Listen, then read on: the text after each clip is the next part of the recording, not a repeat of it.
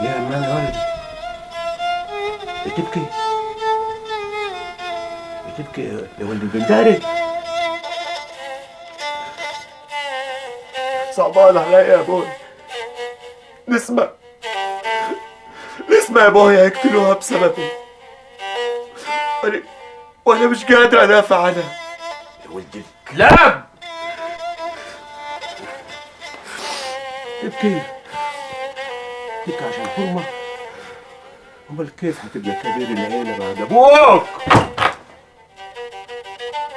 غصب عني،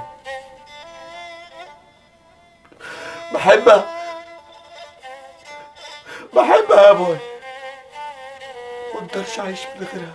فز قوم قدامي.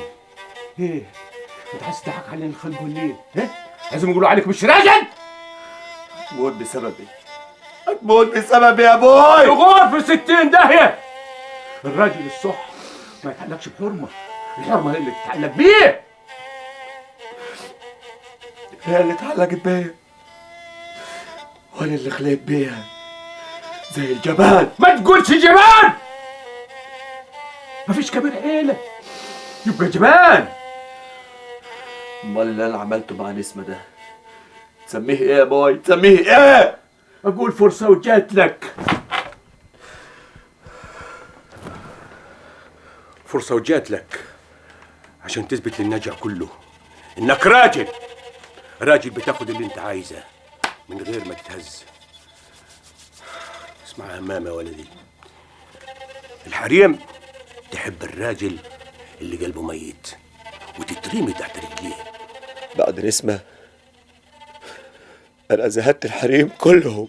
وكيف ناوي تدخل على عروستك الاسبوع الجاي بنت عمك سعدون؟ ولا ناوي تقصر رقابينا وتفضحنا قدام الكل؟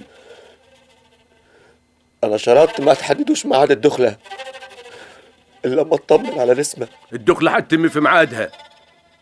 واسمع يا همام، قسما بالله العظيم اما دخلت على مرتك كيف في السبع لاقتلك قبل ما تشيلني العار.